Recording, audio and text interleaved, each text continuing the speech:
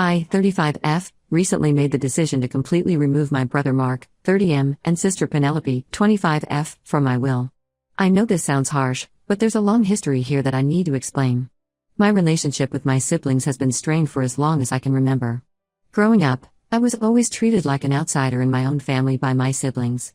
Mark and Penelope were like two peas in a pod. They did everything together and actively excluded me from their lives. Our age gaps weren't even that big, but they made it feel like I was from a different planet entirely. When we were kids, they would lock their bedroom doors if they were playing together. If I tried to join them watching TV in the living room, they would immediately get up and leave. At mealtimes, they would sit together and turn their chairs slightly away from me, having their own private conversations and ignoring anything I said.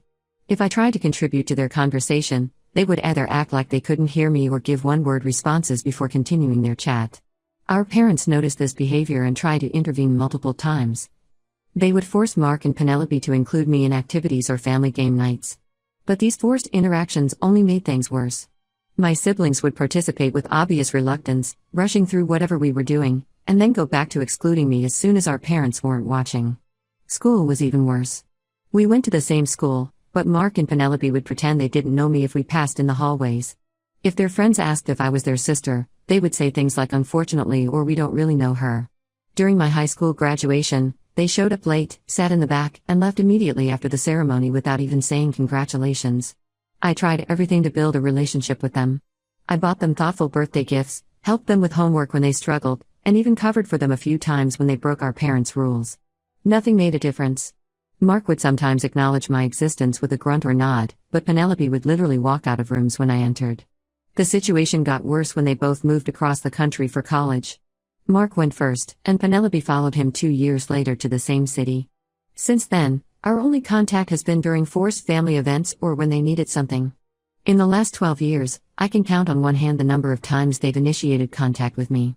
When our grandmother got sick 5 years ago, I was the one who helped take care of her. I visited her regularly, managed her medications, and took her to doctor's appointments. Mark and Penelope didn't visit once during her 6-month illness. They didn't even call her on her last birthday. Yet when she passed away and left all 3 of us equal shares in her will, they showed up for the reading without any shame. They took their inheritance and left without even staying for the memorial service. Last month, I received some worrying medical news. I have a condition that, while not immediately life-threatening, is serious enough that I need to start planning for the future. This prompted me to review my financial situation and update my will. Over the years, I've done well for myself in the tech industry. I own my house outright, have a good amount in savings and investments, and possess some valuable family heirlooms that our grandmother specifically left to me. At first, I considered splitting everything equally between Mark and Penelope, just to keep the peace. But then I started thinking about how they've treated me my entire life. They've never shown any interest in being my siblings except when money was involved. They didn't care about our grandmother until they got her money. They haven't bothered to maintain any kind of relationship with me despite my repeated attempts over the years. So I made the decision to remove them from my will entirely. I've left everything to our parents, with detailed instructions about how each asset should be handled. I've also written a letter explaining my decision, which is to be opened only after my death. The letter documents their years of emotional neglect and complete disregard for our sibling relationship. Yesterday, our cousin Beth somehow found out about my will update, probably through someone at the lawyer's office who knows her. She called me and said I was being too harsh. According to her, I should leave them at least something small to avoid causing family drama after I'm gone. She insisted that they're still my siblings, regardless of how they've behaved. But here's the thing, I honestly don't care about what drama happens after I'm gone. They never treated me like a sister when I was alive, so why should they benefit from my death? I worked hard for everything I have. They chose to exclude me from their lives for over 3 decades. Now I'm just making it official on paper. Our parents don't know about the will changes yet. They've always tried to maintain peace in the family, and I know this would upset them. But I feel like I'm finally standing up for myself after years of accepting their treatment. Am I wrong for making this decision? Note, I was also diagnosed with my condition a year ago, but my siblings don't know because they never check up on me. Update 1: I never expected things to blow up so quickly, but here we are. After Beth told Mark and Penelope about the changes to my will, all hell broke loose in our family. It's amazing how 2 people who spent decades pretending I didn't exist suddenly found my phone number and remembered how to use it. The barrage of messages started last Thursday. My phone was flooded with angry texts from both of them. Mark called me 17 times in one day, leaving increasingly hostile voicemails. His messages ranged from calling me selfish and manipulative to accusing me of trying to divide the family. The irony of him talking about family division after years of excluding me wasn't lost on me. Penelope took a different approach. She started a smear campaign in the family, contacting every relative she could reach. According to her, I was mentally unstable and had been making up stories about being excluded my whole life. She told everyone that I was the problem child who pushed them away by being difficult and antisocial. She even dug up old incidents from our childhood and twisted them to make herself look like the victim. For example, she told everyone about the time I didn't attend her high school graduation. What she conveniently left out was that she had specifically told our parents not to bring me because she didn't want me there. She also shared a story about how I ruined her 16th birthday by not showing up, when in reality, I had planned a surprise party that she and Mark deliberately didn't attend after finding out I organized it. The situation escalated when they involved our parents. They called Mom and Dad separately, crying about how I was trying to tear the family apart. Mom called me yesterday, clearly upset and confused. She said she had no idea things were so bad between us and asked why I never told them the full extent of the estrangement. I had to remind her about all the times she and Dad tried to intervene when we were younger. She claimed she thought we had grown out of it as adults, despite the obvious signs that nothing had changed. But Mark took things to a whole new level. He actually contacted my doctor's office, pretending to be concerned about my mental state. He tried to get information about my medical condition by claiming he was my emergency contact and that our parents were worried about my decision-making abilities. Thank goodness for HIPAA and my doctor's strict privacy policies, they refused to disclose any information. But his attempt to violate my medical privacy shows just how far he's willing to go. Penelope wasn't far behind in crossing lines. She started spreading rumors that I'm faking my medical condition for attention. Several relatives called me asking if I was really sick or just making things up for sympathy. One aunt even sent me a lengthy email saying I should be ashamed for lying about a serious illness just to punish my siblings. I ended up having to send copies of my medical records to our parents just to prove I wasn't making everything up. The most surprising development came from Beth. She called me yesterday to apologize. When she first informed Mark and Penelope about the will changes, their immediate reaction wasn't concern about my health or wanting to make amends. Instead, they started calculating what they might lose financially and discussing how they could challenge the will. Beth said watching their reaction made her understand exactly why I made my decision. Our parents are caught in the middle of all this. Dad suggested family counseling, thinking it might help us work through our issues. But I declined. There's no point in forcing a relationship with people who only acknowledge my existence when they stand to gain something. They've shown their true colors yet again. They don't care about me as their sister. They only care about what they might not inherit. The whole situation has become so toxic that some relatives have taken sides. Most of the younger cousins who witnessed their behavior growing up are supporting my decision. The older generation, who only saw the perfect image Mark and Penelope projected at family gatherings, think I'm being vindictive. I'm standing firm on my decision. If anything, their reaction to the news has only confirmed that I made the right choice. They still don't see me as their sister, just a source of potential inheritance. Their behavior now mirrors exactly how they acted when our grandmother passed away, only showing up when money is involved. For now, I've blocked both of them on my phone and social media. Any communication can go through my lawyer. I don't need their added stress while dealing with my health issues. Some relatives say I'll regret this decision when I'm older, but I think I'll regret it more if I back down now after finally standing up for myself. Update 2: Just when I thought things couldn't get more complicated, a whole new layer of deception came to light. Last week, I received a call from Sarah, an old family friend who used to work at the law firm that handled our grandmother's estate. What she revealed made everything suddenly make sense.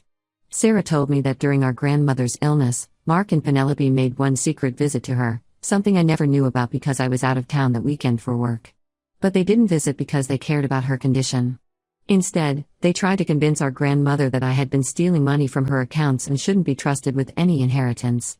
Sarah kept detailed records from that time because the whole situation seemed suspicious to her. She showed me emails between Mark and Penelope discussing their plan.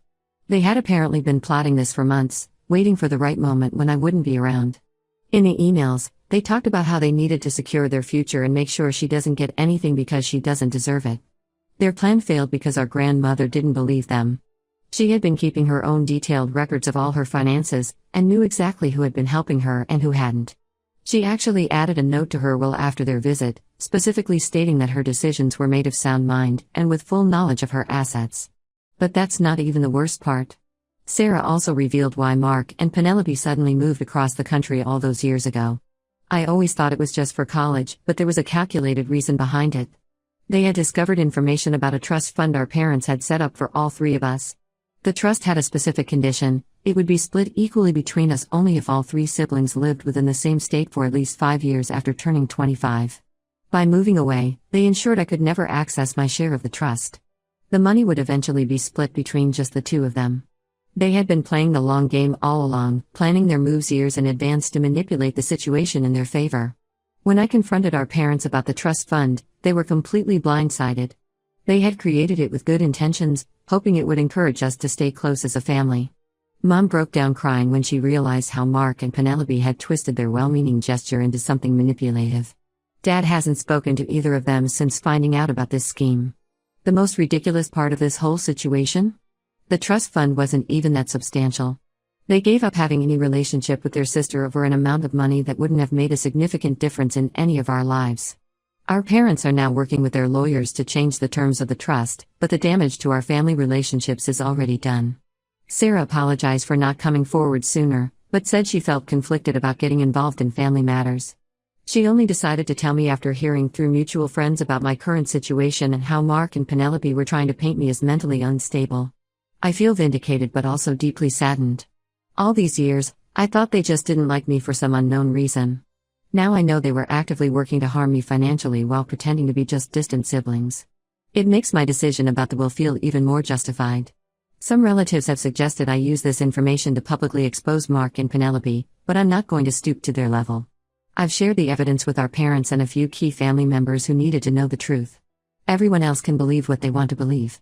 Their actions have shown who they really are, not just absent siblings, but actively malicious people who try to financially harm their own sister.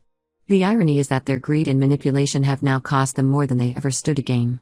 Update 3: A lot has happened since my last update, and I felt I should share one final time.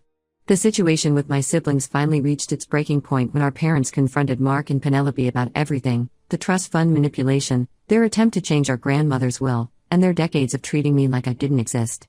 Their response was shocking but somehow not surprising. Instead of showing any remorse, they tried to blame our parents.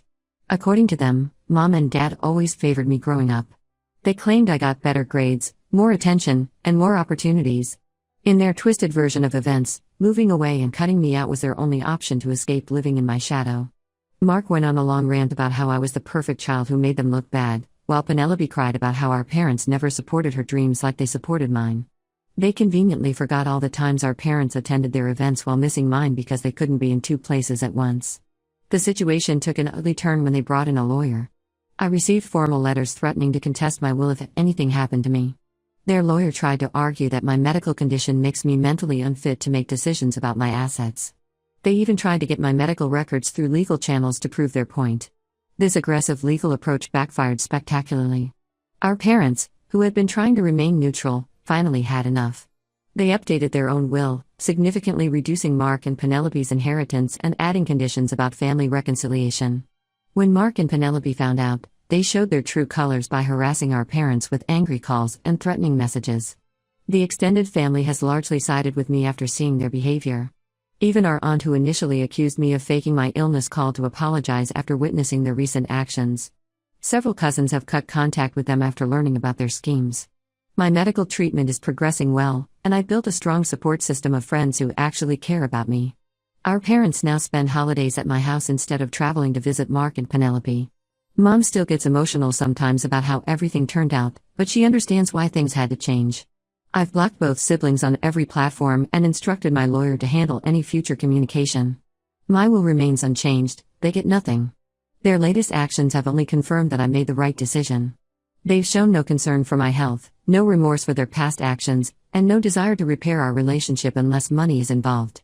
Sometimes the hardest part of moving forward is accepting that some relationships can't be fixed.